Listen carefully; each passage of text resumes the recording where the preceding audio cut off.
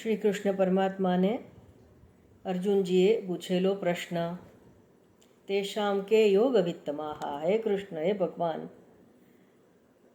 મને કહો કે જે ભક્તિપૂર્વક ઉપાસના કરે છે, તમારા સગુણ સાકાર રૂપનું ધ્યાન ધરે છે, અને એ પણ પાછા કેવા સતત યુક્તાએ, સતત નિરંતર અસ્ખલિત પ્રવાહ જેમ આપની ઉપાસના કરે છે, અર્ચન વંદન નમસ્કાર કરે છે, અને બીજા જે નિર્ગુણ નિરાકારના ઉપાસક છે, જે આપનું જ રૂપ છે, નિર્ગુણ રૂપ, જે અક્ષર છે, અવ્યક્ત છે, એ જે નિર્ગુણ નિરાકારના ઉપાસકો છે અને આ સગુણ સાકારના ઉપાસક છે, એમાંથી આપના મતે યોગ વિત્તમાં શ્રેષ્ઠ કોણ, કોણ સારો યોગ સાધે છે? કૃષ્ણ પરમાત્માએ એક ક્ષણની પણ રાહ જોયા વગર, કોઈ પણ પ્રકારની પૂર્વ ભૂમિકા બાંધ્યા વગર તરત જ જે ઉત્તર આપે છે. વ્યવહારમાં તમે જુઓ તો કોઈને તમે પ્રશ્ન કરો અને સામો માણસ થોડો સંકોચ કરે કે થોડી વાર લગાડે પ્રશ્નનો ઉત્તર આપવામાં, કે એવું કંઈ વર્તન થાય કે આપણને શંકા જાય કે ના, કંઈક છે, આ માણસ કંઈક સંતાડે છે, મને કંઈક સત્ય આને કહેવું નથી, માટે આ રીતે કંઈ ખચકાટ થયો, વાર લગાડે. અહીંયા કૃષ્ણ પરમાત્માને કોઈ ખચકાટ નથી. સાચો શ્રોત્રિય બ્રહ્મનિષ્ઠ કૃષ્ણમ વંદે જગદગુરુમ, સાચા ગુરુ છે, માટે કોઈ સંકોચ નથી, કોઈ ખચકાટ નથી. અને એક વાત યાદ રાખીએ કે જે સાચો ગુરુ હોય ને, શ્રોત્રિય બ્રહ્મનિષ્ઠ, એ ક્યારે પણ સત્યથી ડરતો નથી, સત્ય કહેવાથી એ પાછો પડતો નથી, સત્યને જ વળગી રહે છે. અહીંયા કૃષ્ણ પરમાત્મા અર્જુનજીએ જેવું પૂછ્યું એવું કહ્યું કે હે અર્જુન, મયી આવેશ્ય મનોયે મામ,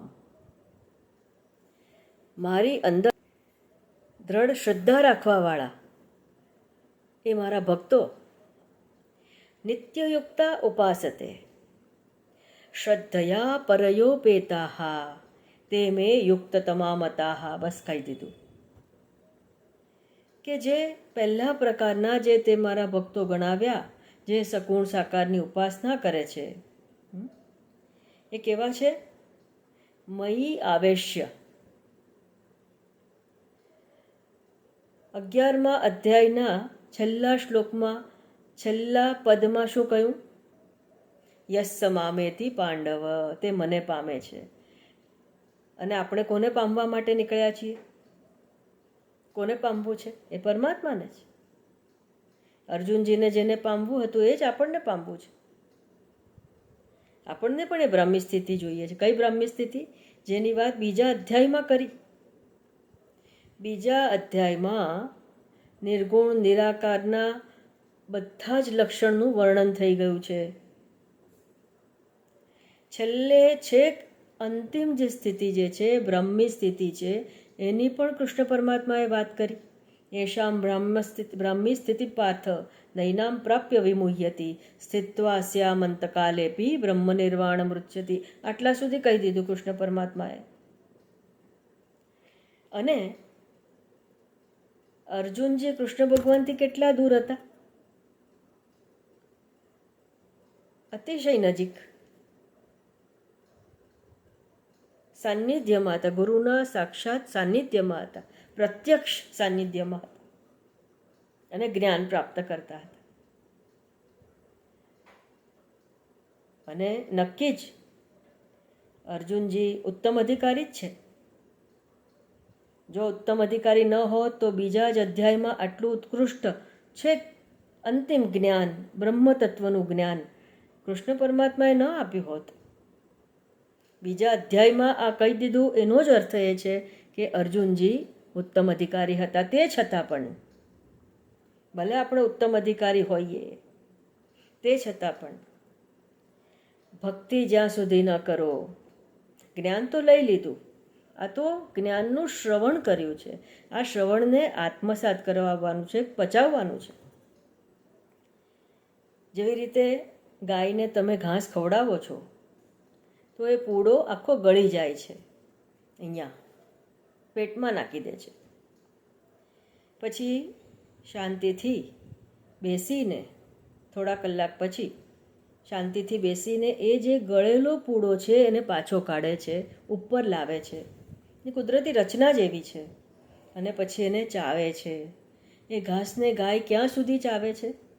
જ્યાં સુધી એ ઘાસમાંથી લિક્વિડ ફોર્મ નથી થતું, દૂધ નથી નીકળી જતું એ ઘાસનું, ત્યાં સુધી ગાય એને વાગોળે છે, એને વાગોળેલું કહેવાય. બસ એવી જ રીતે ઉત્કૃષ્ટ જ્ઞાન તો લઈ લીધું, પણ આ તો શ્રવણ કર્યું છે, હવે એને આત્મસાત કરવાનું છે, વાગોળવાનું છે. અને એટલા જ માટે ભક્તિની, ઉપાસનાની એટલા જ માટે જરૂર પડે છે કે આ શ્રવણ કરેલું ઊંચું આત્મતત્વનું જ્ઞાન તમે શ્રવણ કર્યું હોય, ઉપનિષદ બ્રહ્મસૂત્રનું જ્ઞાન તમે શ્રવણ કર્યું હોય, તે છતાં પણ એને તમારી અને તમારું બનાવવા માટે, આત્મસાત કરવા માટે, પચાવવા માટે આ ભક્તિની જરૂર પડશે. આ ઉપાસના અને આરાધનાની જરૂર તમને પડશે. અને માટે જ અર્જુનજીના મુખમાં આ પ્રશ્ન આવ્યો. ભક્તિની, સગુણ સાકારની ઉપાસનાનું મહાત્મ્ય બતાવવા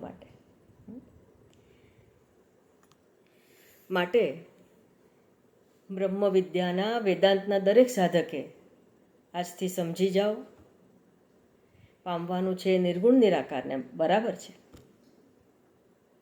પણ એ પામવા માટેનો જે રસ્તો જે છે એ સગુણ સાકારની ઉપાસના વગર, આરાધના વગર, ભક્તિ વગર થઈ શકે એમ નથી.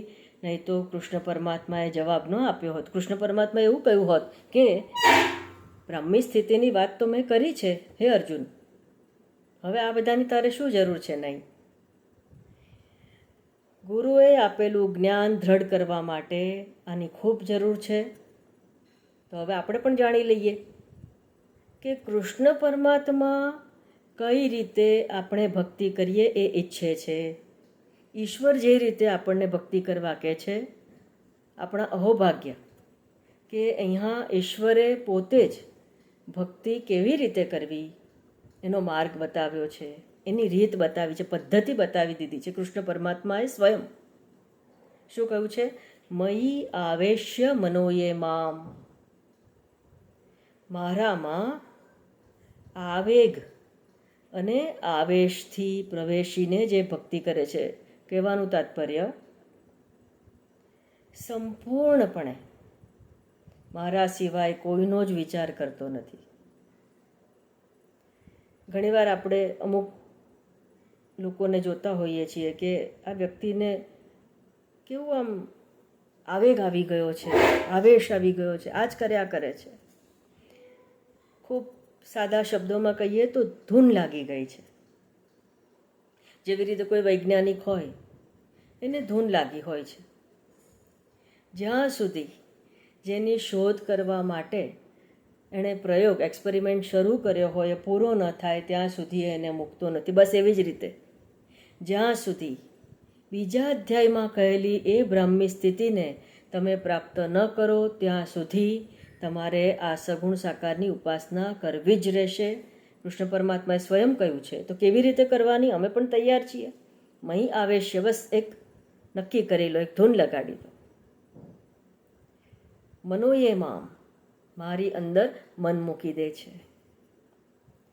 જ્યારે કૃષ્ણ પરમાત્મા કહે છે મારી અંદર મન મૂકી દે છે, એટલે આપણી તમામ તકલીફો પરમાત્મા લઈ લે છે. કેવી રીતે?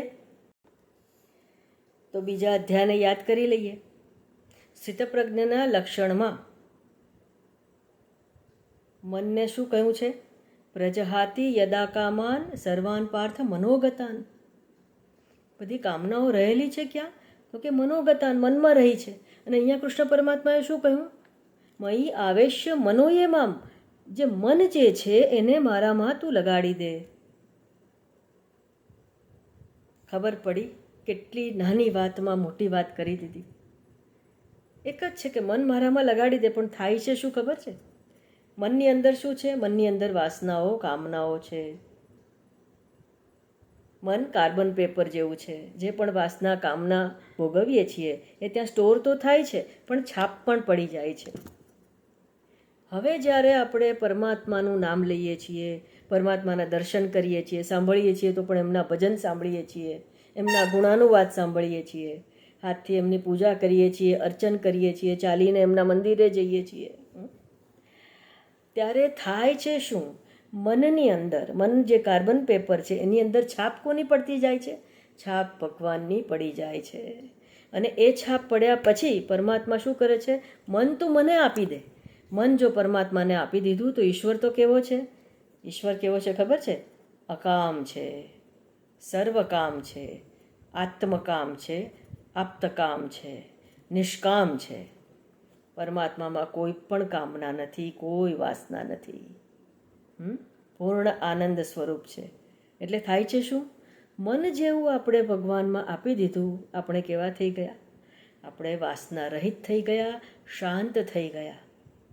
અને એ બ્રાહ્મી સ્થિતિ માટે કોની જરૂર છે? સૌથી પહેલાં પરમાત્માએ કહ્યું કે પ્રજહાતિ યદા કામાન, જ્યાં સુધી વાસના, કામના મનમાંથી નીકળશે નહીં ત્યાં સુધી બ્રહ્મ સાક્ષાત્કાર કે જીવન મુક્તિ, અપરોક્ષાનુભૂતિ એનો એકડો પણ ઘૂંટી શકાય એમ નથી. અને પરમાત્મા આપણા મનને સંપૂર્ણ વાસના રહિત બનાવવા માટે આ જહેમત ઉઠાવી રહ્યા છે, આપણને ભક્તિયોગમાં પ્રવેશ કરાવે છે. શેને માટે? એ બ્રાહ્મી સ્થિતિ માટે, એ નિર્ગુણ નિરાકારની ઉપાસનામાં સફળતા મેળવવા માટે. આ સમજો બરાબર. નિત્યયુક્તા ઉપાસતે. વળી પાછા કેવા છે? તો કે શ્રદ્ધયા પરયોપેતાહ તે મેં યુક્ત તમામતાહ. અને વળી કેવા છે? તો કે શ્રદ્ધાવાળા છે. ગુરુએ કહ્યું, મેં કહ્યું એટલે કરે છે એવું નહીં. ક્યારે પણ કંટાળતા નથી.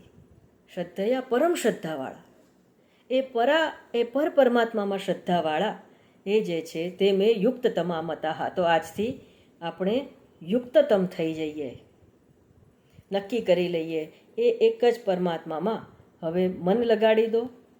એટલે મનની અંદર જે વાસના, કામના, ઈચ્છા છે એ આપોઆપ જતી રહેશે. એ કાઢવાનું કામ કૃષ્ણ પરમાત્માનું છે. આપણે શું કરવાનું છે? એમની આજ્ઞાનું પાલન કરવાનું છે. મન એમના ચરણોમાં લગાડી દેવાનું છે. તો આગળ પછી એ બ્રાહ્મી સ્થિતિ કઈ રીતે પ્રાપ્ત થાય છે? આવા ભક્તે બીજું શું કરવાનું છે? આ તો શરૂઆત છે, આ તો ફર્સ્ટ સ્ટેજ છે. આગળ કૃષ્ણ પરમાત્મા બીજી કઈ કઈ આજ્ઞાઓ આપણને આપે છે એની ઉપર આપણે આગળ વિચાર કરીશું. હરિઓમ.